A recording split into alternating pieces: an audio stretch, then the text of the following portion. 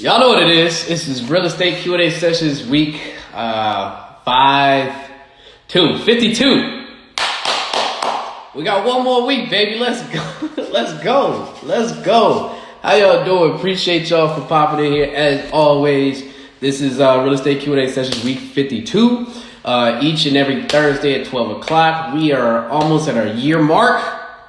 And that is a blessing because obviously we didn't know we was going to be able to get this far, but we did. So I am nothing but appreciative for the fact that I've been able to do this consistently every week for almost a year. Almost a year. Remember, that year mark is a special date.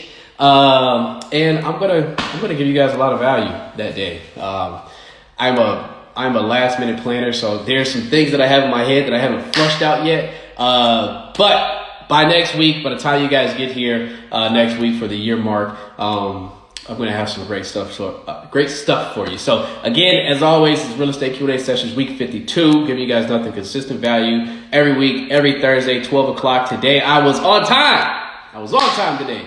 You know what I'm saying? And that is something that I'm not usually good at, but it doesn't matter because I still do the show on Thursday. So it really doesn't matter. You guys know, you come here and ask anything, everything real estate related questions. Remember, I am not a guru. I just know more than the average Joe, or I've experienced more than the average Joe, which allows me to do what I do. And for me, this is how I give back, right? A lot of folks get into the game and don't know where the hell to go, what to do. They lose money, they buy bad deals because they don't have the right people in their corner, or they don't know who to ask. And that was me. I literally bought my first house on a whim. And didn't know crap from crap, and I learned a lot. I'll just say that. I'm not going to say I lost money. Well, I did lose money, but I learned a lot. And I didn't realize until after I immersed myself in the real estate community and started reaching out to folks and talking to people that I need to have a tribe or a community around me where I can ask these specific questions, where I can bounce ideas off how to do this, how should I do that. That would have helped me along the way a lot better. Now, don't get me wrong, being able to have a tribe and community to bounce ideas off and help you navigate these waters is great. But there's a lot of lessons that you're just going to learn on your own. It doesn't matter whether somebody tells you how to do this, that, and the third. It doesn't matter whether you have you're going through a course or a book. It doesn't matter. Like there's crap in when you start investing that you're just gonna learn just because it's a part of the process. And nothing is gonna prepare you or stop you from learning those lessons, whether you lose money, time, or friendships. It's just gonna happen, right? So yes, I say all that to say that is why you guys should be here. That is why you should utilize this resource. That's why you should utilize myself, right? You guys got any questions? Ask. I do this full time. I've been doing it this full time for, don't know, maybe 2-3 years. No, 2 years or so. But I've experienced a lot. 2017 is where I bought my first house. 2018 is where I left my job. And 2019 is where I started my own real estate company.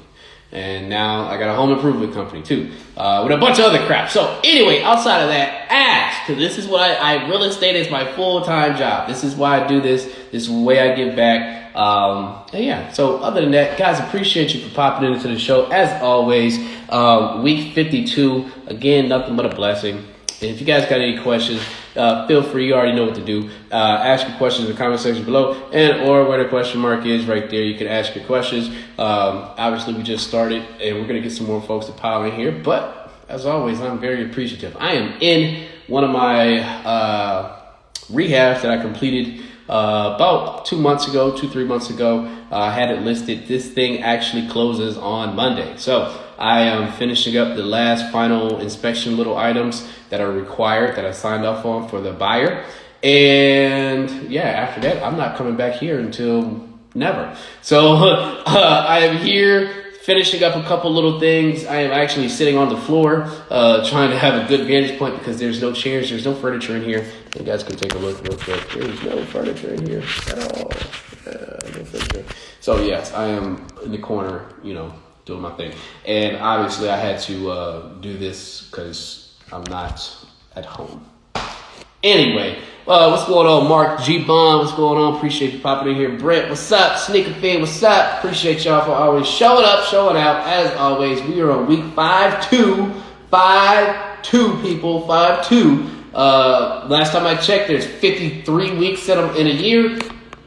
What does that mean? Next week is our year, and that is what we've committed to.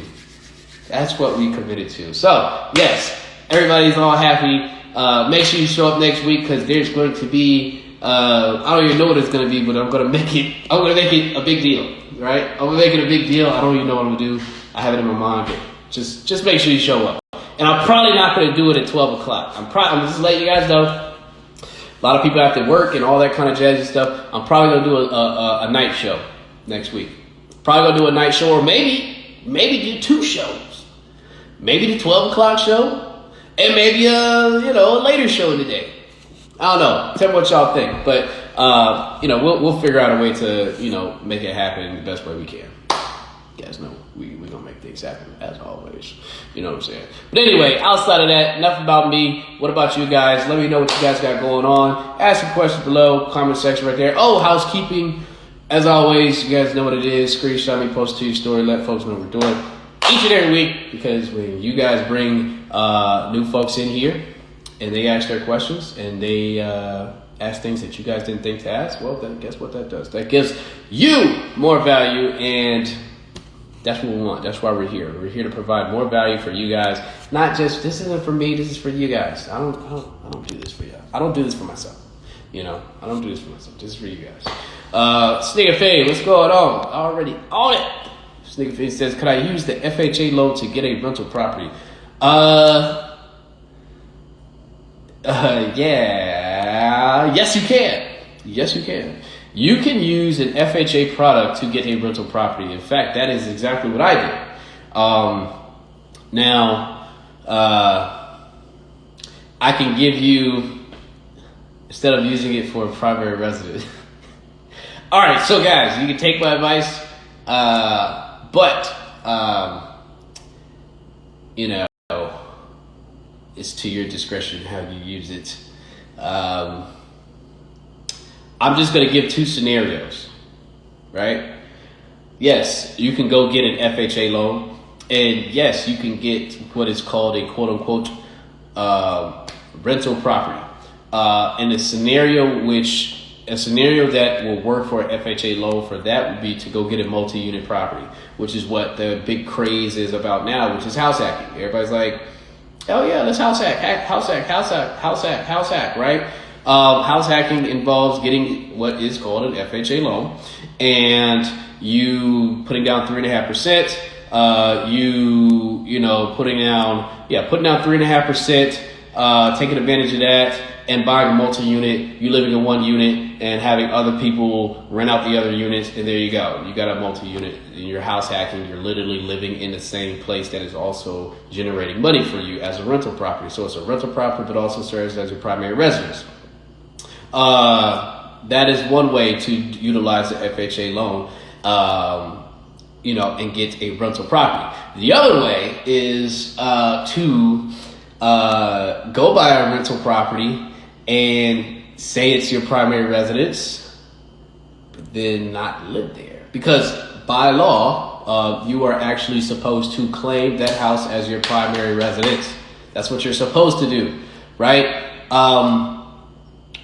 I can't tell you that everybody does that. To your own, hey, you do this to your own discretion, right?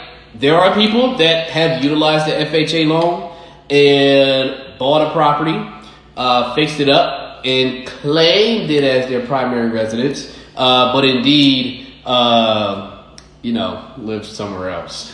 Now, in the event that you do that, right, let's think hypothetically, you're getting money from this property.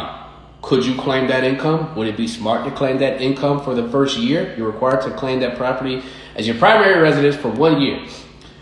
Let's say you rent it out a month after you get it. You get for the next year, you get income.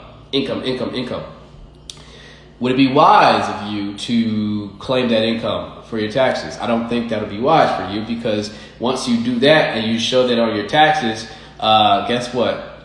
You're now telling the IRS and your mortgage company that you have a rental property that is actually supposed to be your primary residence. So it's not smart to claim that income if you do go that route and use an FHA loan to acquire a property and then claim income once you start getting that rent check. It's best to be incognito. In my mind, I get it. I'm not telling you guys what to do because I ain't no lawyer, and you do with this information as you please, right? I'm just speaking from experience and seeing some things. You can't use that FHA loan, and you can't go buy a rental property. And if you're gonna claim it as your primary residence, but you actually don't live there, you need to be incognito for that first year, because any notion that property is not your primary residence or you're not living there could be bad for you, right? Essentially, they could call the loan, which they say, hey, you've committed mortgage fraud or whatever, you're not doing like you said, and we need all this money now. That could happen, right? So that means that your insurance policy, you shouldn't be changing the insurance policy on the house to a rental policy. You should probably keep it as a homeowner's policy until after that 1 year's up. You should not be claiming that income for rental property, rental income as income on your taxes until after that first year. I'm just giving y'all some scenarios. Hey, do at your own risk. Just let you know that. Yes, people have used the FHA loan to acquire rental properties. I don't think it's a long-term thing, nor do I think it's a sustainable thing, because you might be looking over your shoulder for that first year. It's also smart to put a couple bills in your name that go to that address, so it looks as if you live there, i.e. your electric bill or energy bill, whatever the case. Put it in your name at that address, and maybe you go live somewhere else. There you go. I'm just telling y'all a couple secrets here. You know what I'm saying? Just telling y'all a couple secrets. Anyway, we had a couple people pop in. Sneaky, great question, by the way. Great question. Super hypertonic. I see you, fam. What's going on? Appreciate you for popping in here. I see you. I see all y'all. Sneaky Feed says, I like the second way. Yes, the second way is a great way, a finesse, but do at your own risk. Brandon Burrell, what's going on, Brandon? Popping in here. Life and Times, what's going on? Don't call me Joe. Week 52, baby. Yes, week 52. Wait, is it 52 weeks in a year? Or is it 53, brother? Don't get me confused. Look, I spent the better part of the year, I spent the better part of the year forgetting how many weeks are in a year. And I finally figured it out that it's 53 weeks in a year. You come in here talking about week 52 and 1 year anniversary. You're not there yet. Next week. Show up next week, brother. He said I had to pop in for the 1 year anniversary. Yes, next week, not this week. Sneaker Fiend says, gems. Yes, I'm trying to give you guys as much gems as possible. Again, transparent. I'm gonna keep it funky with y'all. Let y'all know what's really good out here. You can either listen, not listen, but I like the way that I give this advice because it's transparent. Joe says, I joined the first session, now the 52nd. Ah, man. Good times. You guys remember that. Joe remembers it. Joe remembers. Literally, the first week, and now we're on 52, man. That's crazy. It's crazy to think about, and, it's just, I love it. I love it. There's not a lot of things I do consistent things in my life, but you guys know it's hard to keep up good habits, good routines, and things like that unless you're just programmed like a robot. This is something I've literally committed to doing one time a week for a whole year. It's not too much. It wasn't asking for a lot. You know what I'm saying? It was just, I can do that 1 week, every week for an hour. I could do that because literally before I started this, guys, I was getting phone calls. Like I was getting 3 or 4 or 5 phone calls a week with people asking me for real estate advice. And I would, I'm a gas bag. I talk. When you guys get me started talking about specific topics and things like that in real estate, what do? I start going off. So I would spend an hour sometimes an hour and a half, 2 hours on the phone with people every week. And I was like, I gotta stop. I'm spending like 5 hours, 6 hours talking on the phone each week about giving real estate advice, and people aren't even taking it and doing anything with it. Anyway, I was like, look, let's just consolidate this. Everybody, if you want to ask me some crap, show up here. And that's how this started, and it's been great. I'm glad that I've been able to commit. So again, guys just popped in here. Yes, this is Real Estate Week. Real Estate Q&A session week 5-2, 52 weeks. Bam, right up in your face. Major growth. If you go back and look at my first episode, it was not like this. And it's just crazy to think about. But anyway, yes, 52 weeks. You guys can come here and ask anything, everything real estate related. You can ask right there in the comment section below, or right there where the question mark is. The only thing, housekeeping rules. I don't ask you guys for money. I don't ask you guys to jump over bridges and hoops and all that kind of stuff, because I spend my time talking to you guys. I don't ask you guys for anything. And the one thing I do ask you guys is to screenshot me, post it to your story, and let folks know what you're doing. I don't want to be on your damn feed. You guys are sensitive about your feeds, and I don't want to be on it. That's fine. I'm just asking to be on your story, which deletes in 24 hours, and show your folks what we're doing each and every week. This is value, right? You got anybody who's interested in real estate, wanting to buy a house, buying their 5th house, 10th house, guess what? Tell them to come here, ask their questions. Why stop asking random people who don't have their best interests at heart?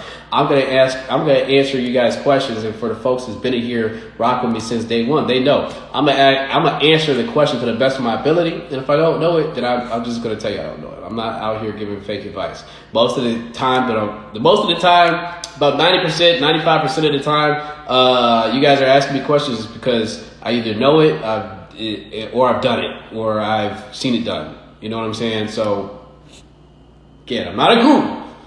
Just an average. I just know more than the average Joe. Toy 2.0, what's going on? Brent asked me a question. I got you. Singled out loud. What's going on? Great afternoon. Hey, great afternoon to you. Wizzy, be good. What's going on? Appreciate you, fam, for dropping in here. That's my Dallas live fan. What's going on? Appreciate you guys. Again, remember, ask your questions below. Brent says, what type of insurance is needed for a contractor working on your property in case of injury? That is a great question, Brent. And actually, it's called builder's risk insurance. And it's funny because I just got off the phone with my insurance company, which is State Farm. Shout out, no free plugs, but shout out to State Farm because they actually have some pretty cheap insurance when it comes to rental properties and investment properties. There you go. I just told you where to go to get some cheap insurance. But yeah, it's called builder's risk. There's a general liability. Yeah, there's a general liability insurance, and then there's what they call builder's risk, which is for like if you're going to be doing flips and stuff like that. So go and look up builder's risk insurance, or go talk to whoever your insurance provider is and ask for a builder's risk policy to be builder's risk to be included in your policy, because I can't do what I do. My lender will not allow me to buy houses without an insurance policy that includes builder's risk, which covers for incidental contractor XYZ things, because they know that when there's an anticipated renovation going on, there's a possibility of somebody getting hurt. And if the lender is lending and there's no insurance policy that covers that, then they are also on the line too. And so they require me to have builder's risk built into my policy before I buy the house, because they know that there's going to be renovations going on, and they know that the contractor is going to be in there doing whatever contractors do. You know what I'm saying? And that is something that they just require. So I would highly encourage you guys that when you guys set up your insurance policies for your rentals, for your flips, or whatever you're going to be doing, any renovation stuff that's going on before you close on that property, make sure builder's risk is included in there so you can cover your ass. You want to cover your ass. Great question. Wizzy says, what's good, Bubba? What's going on? Guys,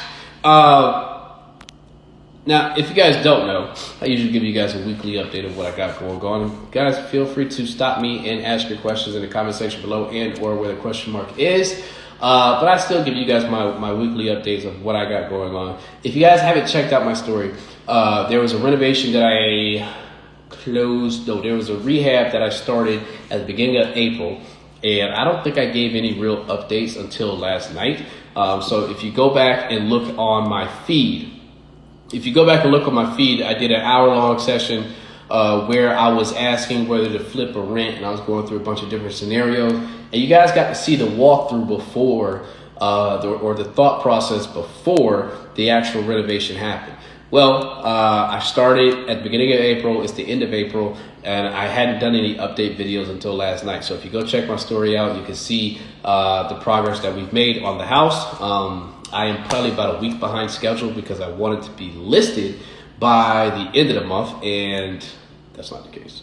As nothing is ever the case when you perfectly plan for a renovation and get into it, you'll see that you anticipate your budget to be here, and then it's here.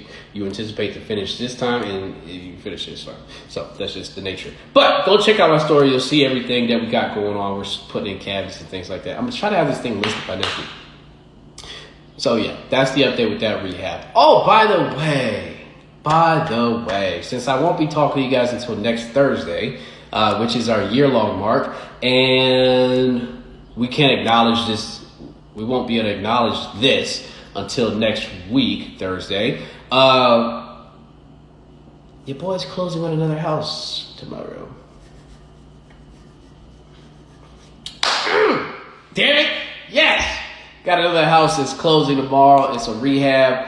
No, it's not a rehab, but it's actually a duplex. So I'm adding a couple more units to my portfolio, and this is a nice little deal that I have going on. It's actually in the same, where we are right now. The house that I'm in right now is actually right down the street. So in this one zip code, in this one area, in this house I'm flipping, in this one zip code, basically this one neighborhood, I have 1, 2, 3, 4, 5. It'll be 5 houses that I have accumulated in this one neighborhood.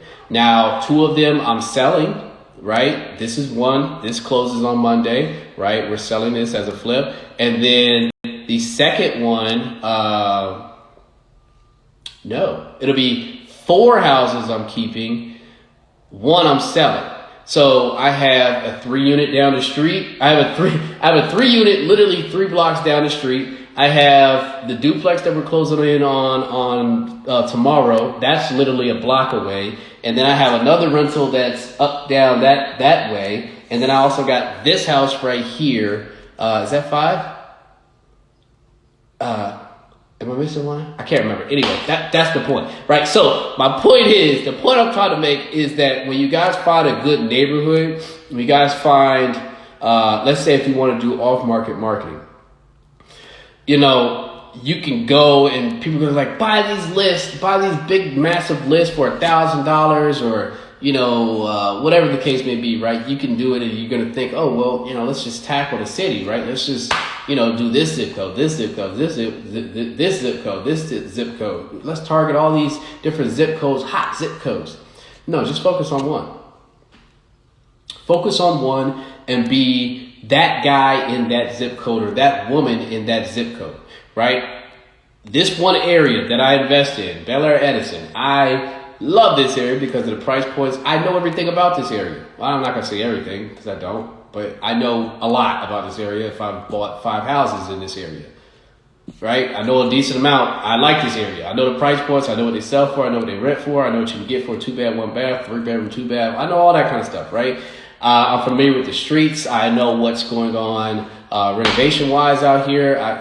When you like an area, stick to that area, especially when you're just starting out. Just focus on one area. You don't have to have 5 different, a list of 1,000 names with 5 different zip codes, and then you've never even walked a day into one of these other neighborhoods that you're trying to invest in and buy in.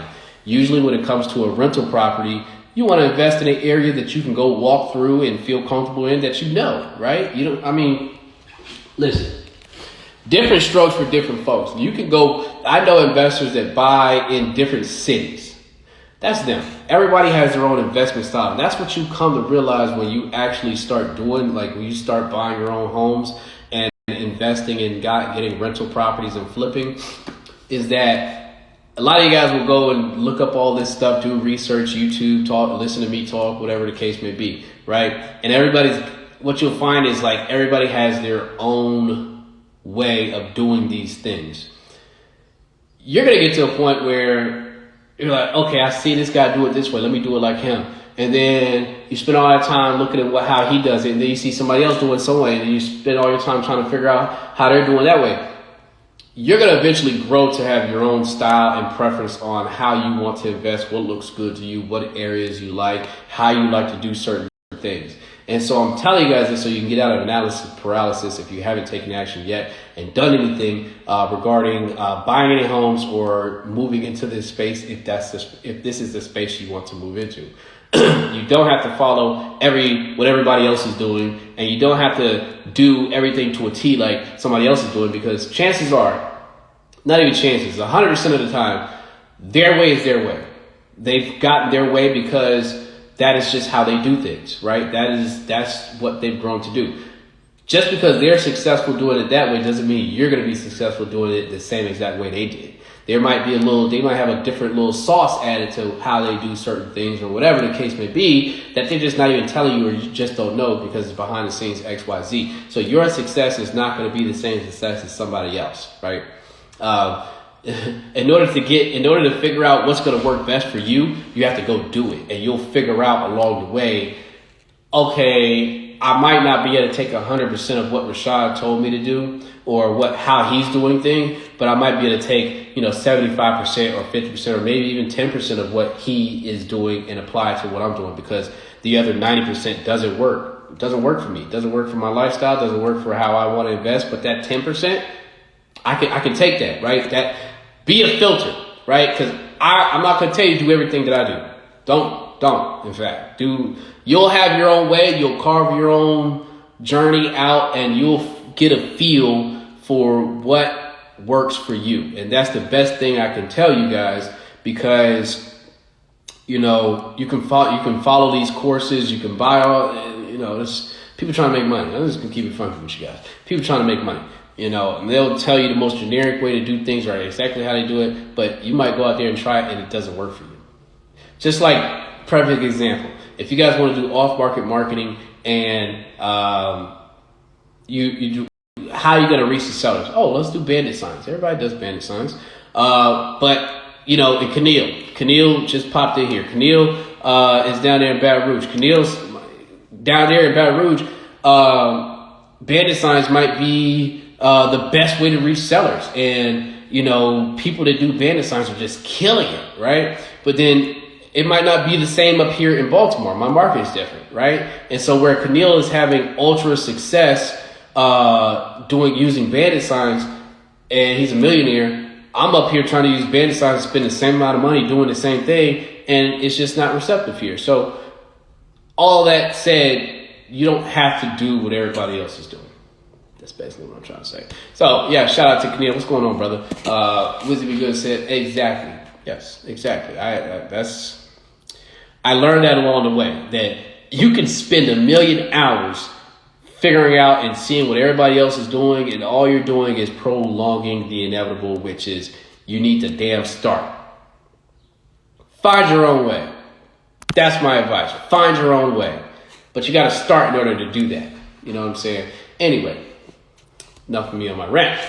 Yes, this is Real Estate Q&A Sessions Week 52. We are 1 week away from hitting our year goal mark. 53 weeks.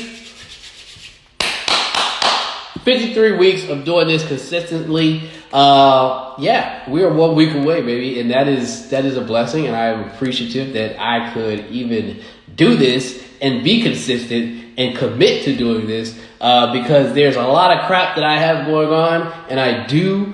And for this to be one thing that I have been able to even though some people, they start out these large goals like, oh shit, okay, I need to do it every day. Or, look, I just said I'm going to do this once a week for a whole year. And here we are at the finish line. We are at the 2-yard line or the 1-yard line. We're at the 1-yard line. I'm not going to let next week mess up. God willing, hey, you got me this far. Let's pray that we can get to next week. You know what I'm saying? So guys, if you guys have any questions below, ask right there in the comment section and or where the question mark is. Housekeeping, of course. Screenshot me, post to your story, let folks know what we're doing. And don't even just let folks know what we're doing just because I just say that. Let folks know what we're doing because this type of information doesn't just freely float out sometimes, right? And sometimes people need to hear, the real deal Holyfield, right? Appreciate what we're doing here. That's what I'm saying. Appreciate what we're doing here because everybody doesn't get this opportunity before they go out and lose $10,000. Right? I'm not even charging y'all for this. You know what I'm saying? Who else you guys know is spending an hour of their time each and every week giving you guys this much information if they have the ability to. That's not in a short 30-second clip or you know how they do it with the TikTok. They'll give you advice, but it's only like 10-second or a 30-second clip, and you can't even ask the person you can't even interact. Y'all interact with me every single damn week. Every week. Every damn week. I give you guys the opportunity to ask whatever you want. So again, I don't care if you're buying your first house, your 10th house, your 20th house, you're trying to refinance, you're trying to, get tenants, all that kind of stuff. I literally have all of that stuff going on right now. Right now, as it is. I'm in the middle of a couple refinances. I have a couple houses that are turning over. I need new tenants. I have a couple rehabs going on. I have, what else do I got going on? Property management issues. I got a lot of crap going on. A lot of crap. Anyway, guys, you guys know I just passed my MHIC test last month. I have currently, right now, 3 crews working for me. And it's crazy. It's crazy because I don't know if you guys remember. Some of you guys do because you guys show up every week. I told you guys back in January I had to fire my crew that was working for me. And I had no crews. 0. And the very start of the year is no crews. What the heck's going on? I hate having to hire new contractors, and especially when I don't have a crew, it's tough. And if you sit there and look at back then in January where I had to fire my crew and I was like, oh shit, I'm in the middle of 2 rehabs and I don't have anybody working for me. Till now, I have 3 crews. And I have a dedicated handyman. It's wild growth.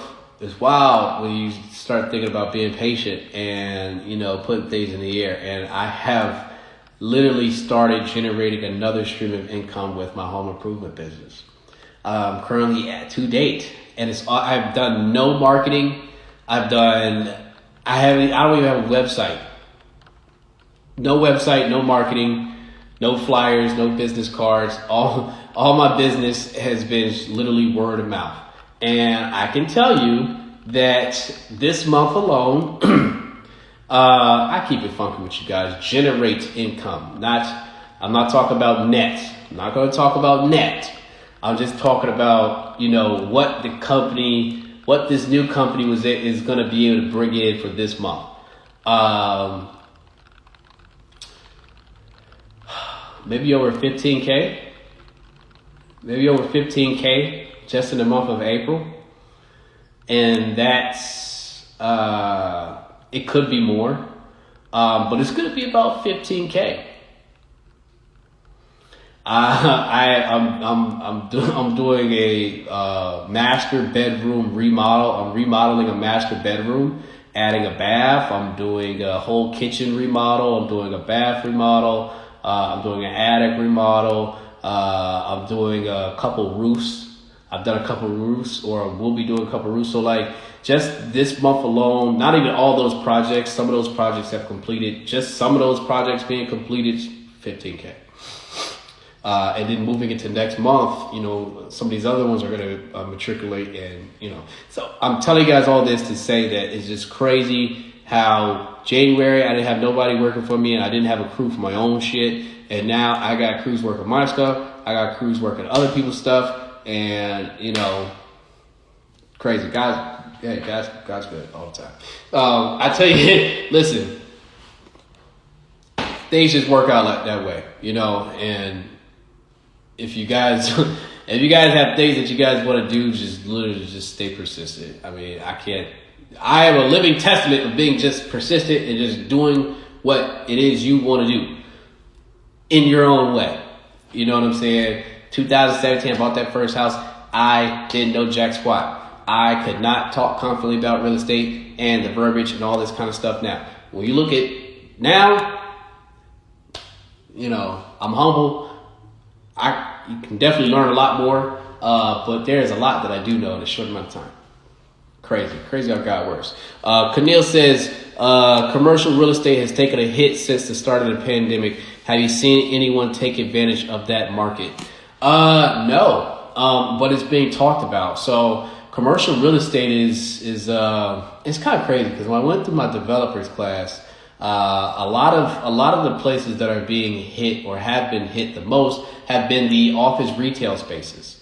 You know, the pandemic actually disrupted the flow of what was actually going to happen or what was actually in the works of happening, where companies were looking at how much they were spending on office space and leasing and all that kind of stuff, and wanted to start exploring the options of teleworking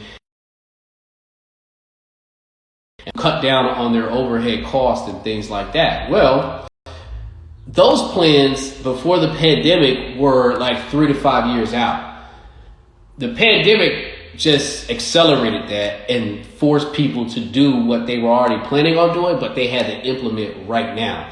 And there was a little bit of a struggle, right? Because companies didn't know whether it was going to work or not. And once people got used to once the pandemic got into full gear and people got used to working from home and companies started saying, hey, this shit is working and we're cutting our costs, we have the ability to cut our costs significantly if we not just have the whole workforce work telework, but 50%, maybe 25%, maybe just 10% of our 100% employees work from home. Their job doesn't have to be here. We can cut down on X amount of space, and we don't have to lease out a huge office building. We don't have to lease out this whole building to do this job.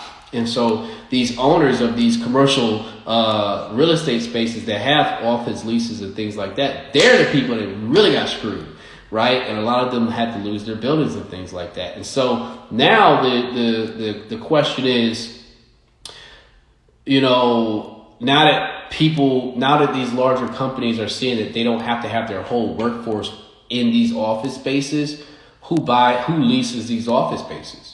What do we do with them? Because if I'm looking to invest in an office space like that or a commercial office space like that, what am I going to do with it? You know what I'm saying? Like I've already seen that, it's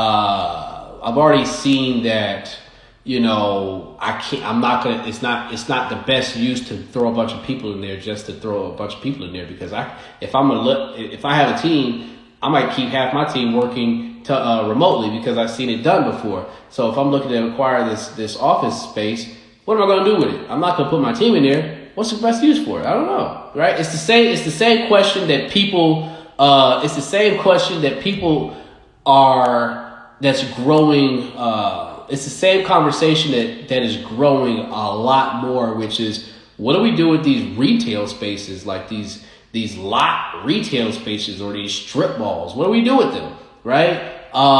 Where you have, you guys know the big Walmarts and Kmarts, those little shopping centers, huge parking lots, they're all going out of business, or they are, what do you do with those spaces once, the best use of it is not what it was previously used for?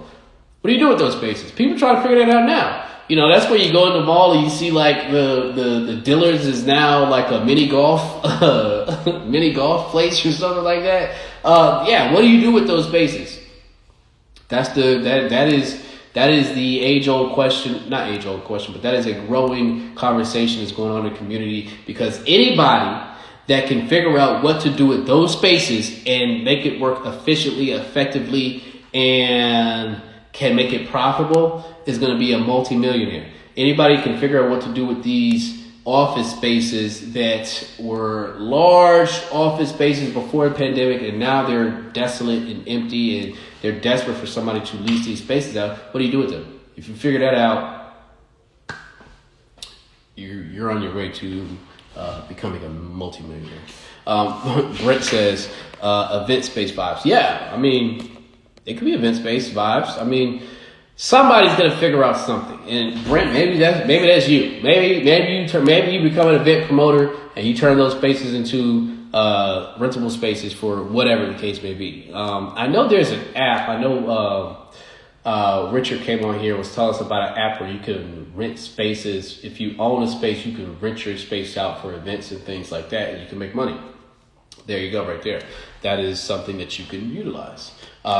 Maybe you acquire it, maybe you lease out the space, and then you lease it to other people for events or whatever the case may be. I don't know. Maybe that's a business right there. You know, but as far as I'm concerned, Keneal, I think that is a growing conversation that's a question that somebody's gonna have to figure out. The pandemic did a lot, and it just accelerated what we were planning on doing in 5 years. It condensed it to, hey, we got to do it now. And so it kind of left a vacuum, if that makes any sense. Like it's almost like a vacuum, or a vacuum was left. Like there's certain things that we did before the pandemic and utilized before the pandemic that we don't utilize now, because we've seen that there's other ways, there's better ways to do it. We now understand and know that there's better ways to work or have employees on site or off site. We don't necessarily have to have 100% employees on site. We've seen that. We've seen how it works. In some industries, in some companies, I get it. They need people on site, but maybe we for the vast majority of companies, yeah, people can telework and still get the same amount of work done. Do people like doing that? A lot of people do. Do some people not like it? Yeah, that's the case. But either way it goes, the pandemic exposed a lot. Oh my gosh, guys, my feet are falling asleep. I don't have a chair in this house, and I'm sitting here squatting down for an hour next to this window talking to you guys. That's dedication. It's a lot of dedication. I don't have a damn chair.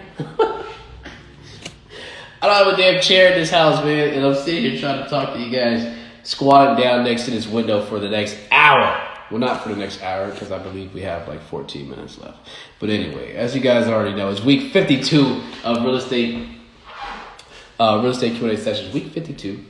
Goal obviously is 53 weeks. Next week is the party, the celebration, and I might do 2 shows. I'm not going to tell you guys the time because it's a special day. So I might do it at 12 o'clock. I might do a 12 o'clock show. Then I might do a later show, or I might just do one later show, because again, most of you guys are working. Most of you guys have things to do throughout the day. And for the loyal folks that have been here since day one, like Joe said, I was here on the first video, and we are 52 videos in. Joe says, look, there's been a lot of transformation. And the guys that's been here, you guys know that it's going to be a joyous occasion. So be there. There might be some giveaways. There might be, a couple of surprises for you guys. Just, show up.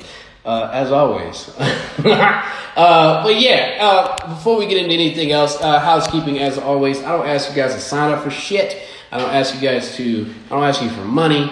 I'm not here for that. I'm just here to give as much value as I can with what I do. The only thing I ask in return, while I give you guys an hour of my time each and every week for the past 52 weeks and counting, is to screenshot this, post it to your story, let folks know what we're doing. Because when you guys have more folks coming here, when you guys let other folks know what we're doing, and they come in here, they might ask a question that you didn't think to ask, and therefore you get you get value, you get knowledge out of that. So I can gas bag all day, I can answer some of the same questions, but we get real value when we bring other folks in here. And why would you not want to bring other folks in here? This is a free resource. I'm not asking you guys to pay for anything. I'm not asking you guys to sign up for no courses or anything like that. I'm just asking you guys to share the show, screenshot me, post it to your story, let folks know what we're doing. I don't want to be on your feed. I don't want to be on your feed. I'll make that clear. I don't want to be on your feed. I just post it to your story. What's going on, Mike? What's going on, Mike? Appreciate you popping in here. Magnum Investments. What's going on, brother? Now, aren't you here in Baltimore? Or were you here in Baltimore? Or don't you invest here in Baltimore and live somewhere else? If I'm not mistaken, Guys, if you guys are investing here in Baltimore, you're snoozing and you're losing. This is a great city, by the way. Big dog, what's up? Ain't nothing. What's up, man? I'm out here trying to get this house. I'm finishing up an inspection report so we can close this damn house on Monday. And outside of that, I'm running around doing stuff like this and doing this show. That's what I'm doing. And it's time to eat after this. I have not eaten all day.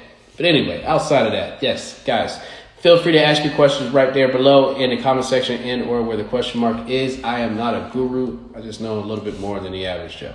Outside of that, what I was telling you guys about the 53 or the week 53 show and my YouTube show.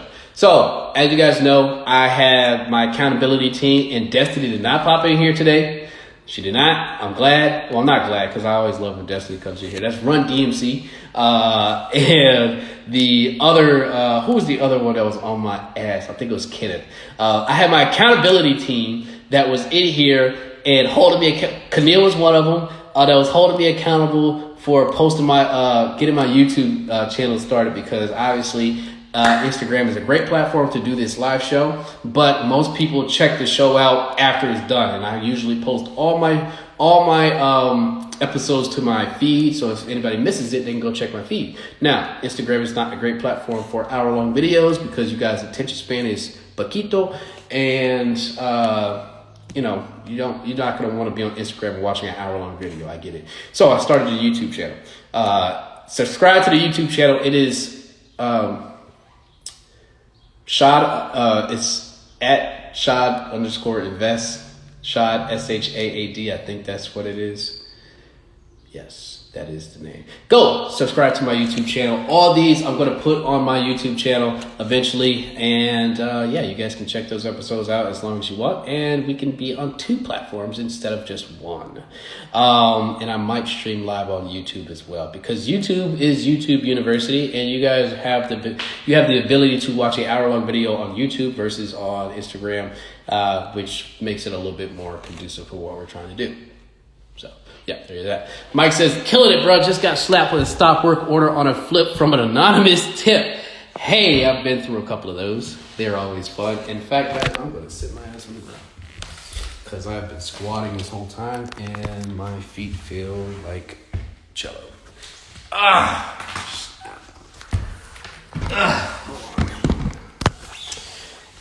Okay, so Mike says, killing it, just got slapped with a stop work order on a flip from an anonymous tip.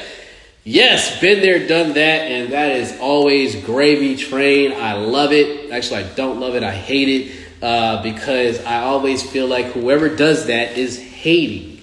They're hating ass motherfuckers. Listen.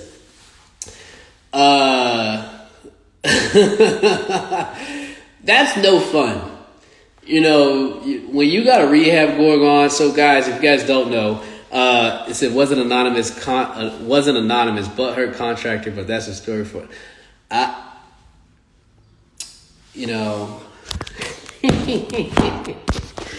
Hey, look, man. So, guys, what Mike is talking about is a stop work order, which is usually given when the city comes out and they see that you might be doing a rehab. So when you do a rehab, you have to get permits. That's probably what has to happen in every city, every state. You have to have, permits or whatever the case. You also have to work within a certain amount of hours. And, people listen here. Just people call the cities and get them to come out to your rehab for whatever reason, right? And when the city comes out, and they see something is wrong or you're in violation, they issue a stop work order, right? And that means basically you're going to put this embarrassing ass orange sticker on the front of your door, and it's usually, and they put it on there usually when you're not there, and the very next day you show up with your contractors at 8 o'clock like you guys normally do, and you guys get there and there's this fat orange stop work sign on your door, and your guys and your neighbors have seen it and they're looking at you like, what are you doing? It's just not a fun thing. And on the orange sticker it says stop work order immediately. stop work immediately if you proceed, or if we find that you're continuing to work under the stop work order. Like you're gonna be subject to like a $1,500 fine or some crap like that. It's $1,500 or five. I can't remember, but it's a fine, right? And at that point, you can either keep going and keep working, or you can call the city and figure out what it is that they want from you. They might say, "Hey, we seen through the window that you guys are doing work and there's no permits on this house, so we stop you from doing that." And they might tell you, "Hey, you gotta get your permits and crap like that." And to be honest, his name is on the save today. I don't know how to spell it though. To be honest, they suck, right? Because they require you to call the city. And sometimes if you can catch the inspector who gave you the stop work order in time, you can sometimes catch them before they issue you the actual fine, right? And that's a great scenario, because they might say, "Hey, look, yeah, we put the stop work order on there because we got a complaint. I need you to do this, or I need you to stop working. I need you to stop working after 7 p.m. because the neighbors say you're too loud, or I need you to go pull that permit before you." They might just say, "Hey, just go do this or take care of that," and then you can lift it. Once you do that, we can lift the stop work order. But either way, they suck, because if you get the inspector that gives you the stop work order that is a butthole and issues you the fine after you got the stop work order, then yeah, that is always gonna hurt. And I've had 3 stop work orders. I've had 2. 3. I've had 3 stop work orders in my tenure of renovating houses, and they've all come from, like Mike said, anonymous tip. And I've come to find out doing this for a while that they usually come from neighbors, right? In Mike's case, it came from a contractor, but they usually come from neighbors. And it's crazy because a lot of the houses that I do renovate and rent out are houses that were eyesores before, and so you think that these neighbors that don't like seeing these eyesores, when they see somebody come in and renovate these houses, why would you call the city police on me? I'm adding value to your neighborhood. Why would you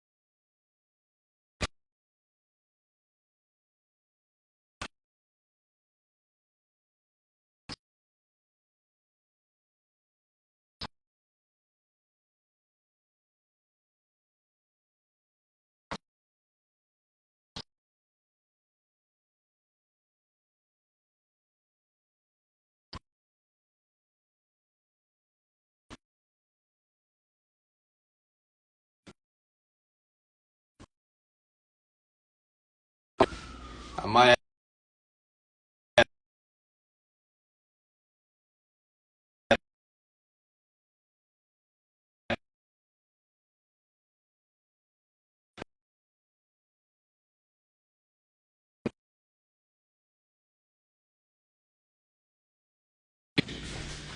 Is that better? Can you guys hear me now? Can you hear me now? Is that better?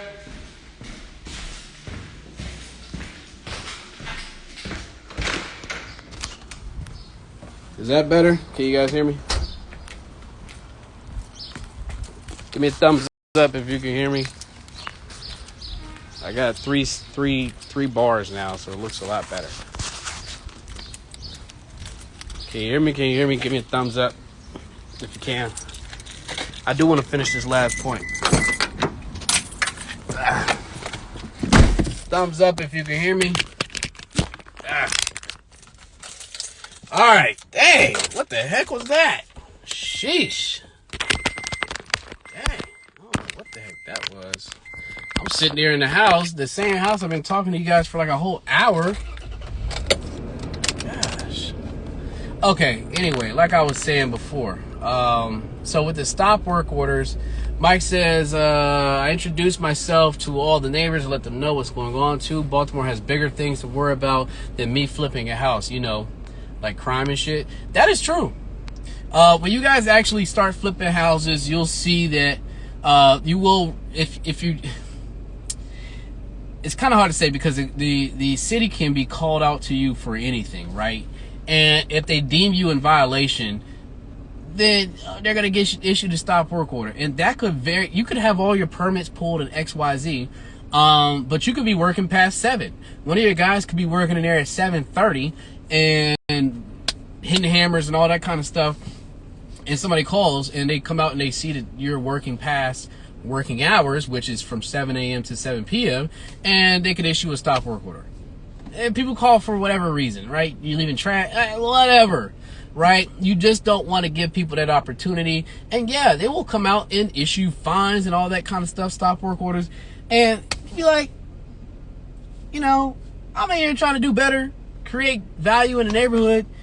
Trust me, there's a lot of things that these city people can be worried about besides me coming in here and renovating and doing what I'm doing.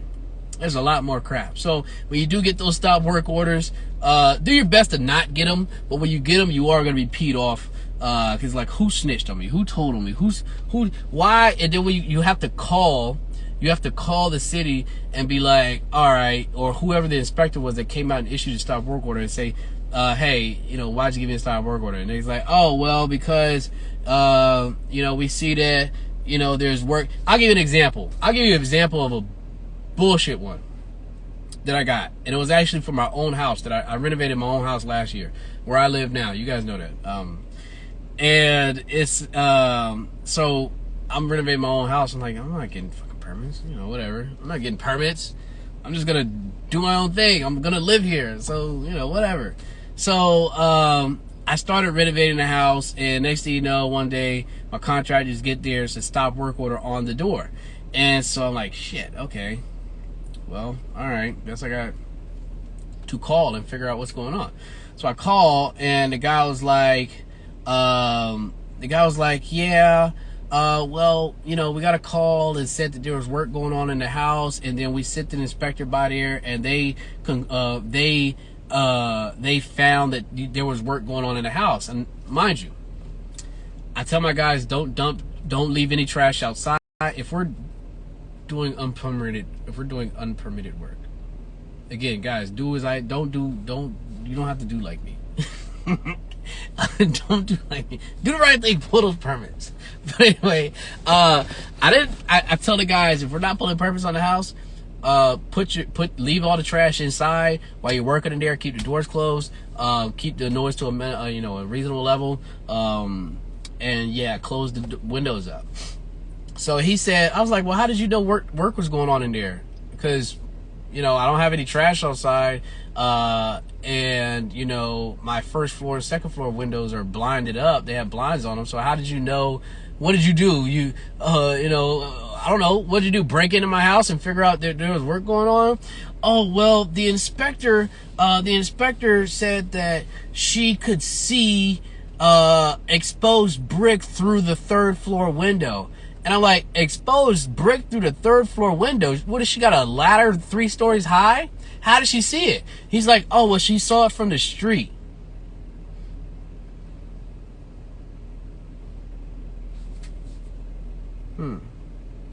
So you're telling me that she was down at the street and she looked up through the third floor window and could see a sliver of brick and assumed that I was renovating it?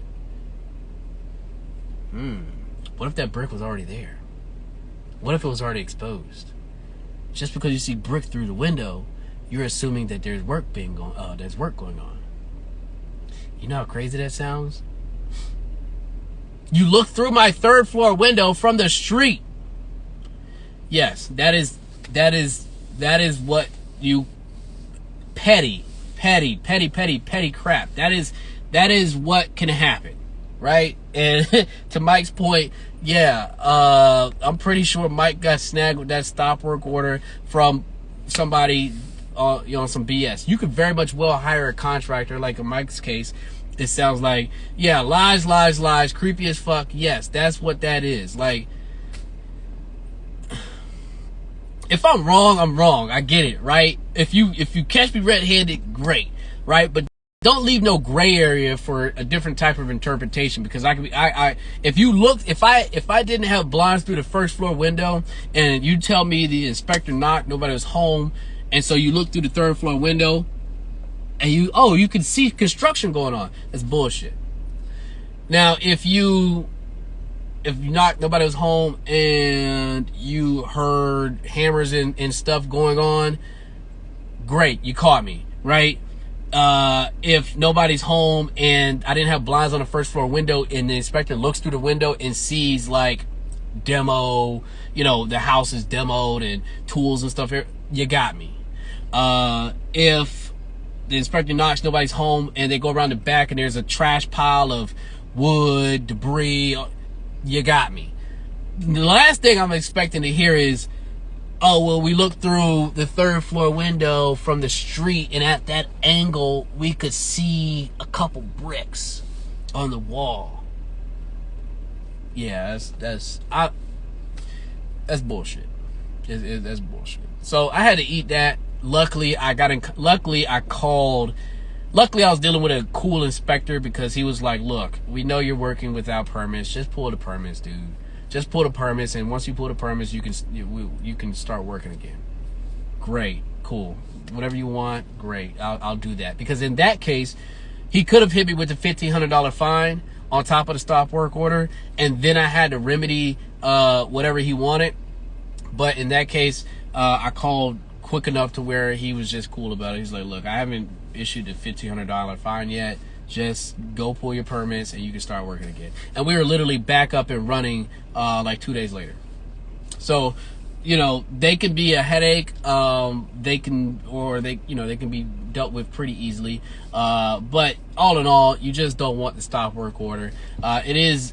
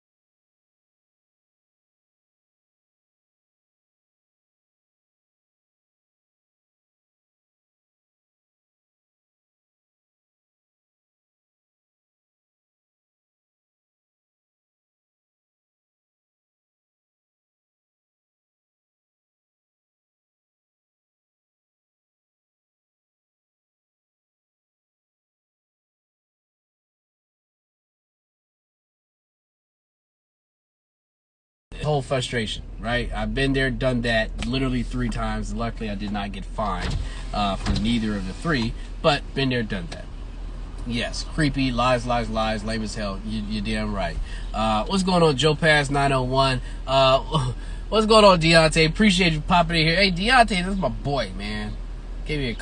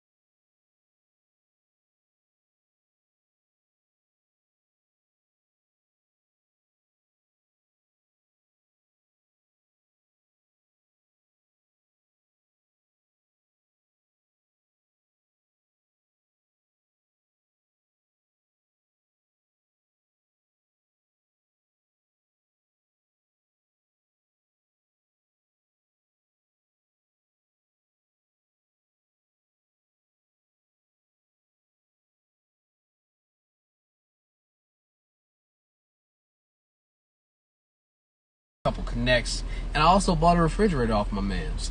A refrigerator and a stove. That's why I tell you guys, you gotta let folks know what you do. You gotta let folks know what you want to do. And you also you run into people that are also doing the same thing as you and might be able to offer some assistance, some help. I met Deontay on Clubhouse, and